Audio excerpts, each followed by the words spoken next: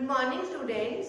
Today we will study class 9 chapter number 11, that is work and energy. As in previous lecture we had discussed about the term work and the energy. In energy we had discussed about kinetic energy. In today's lecture we will discuss about the potential energy. So the potential energy is the energy possessed by object due to its change in position and configuration.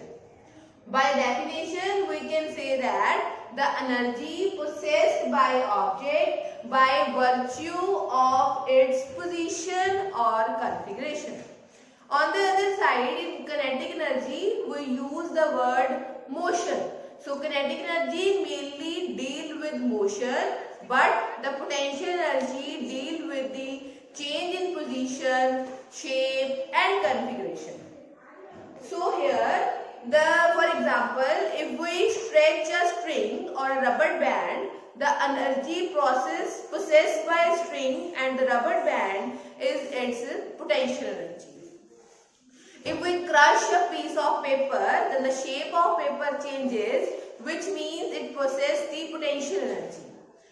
So next is potential energy of an object at a height. So here, when the object is placed at ground position, it goes to some height h, then the potential energy is given as. So at that point, the potential energy due to change in height is said to be gravitational potential energy, because the energy possessed by the object is against the force of gravity. So that's why it is called gravitational potential energy. So here, gravitational potential energy is defined as the energy possessed by the body when it changes its position against the gravity. So let us consider a body of mass m placing at the ground. After a certain interval of time, it goes to the height h and take its position here. So at that time, the work done by the body is equal to the energy. So let us consider the body of mass m. So we know that the work is given by force multiplied by displacement. So what is force?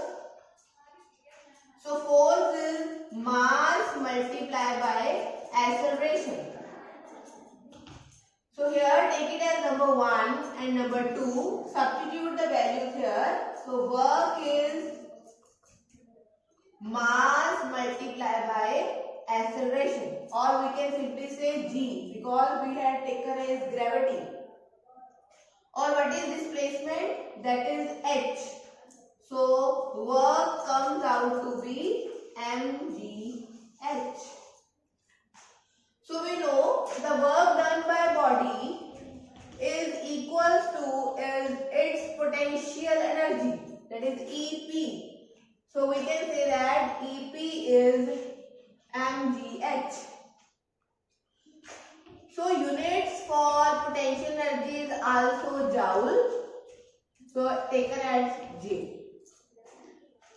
If we can say, if the body from the ground goes to the position A from the B at the height h by taking different paths like this.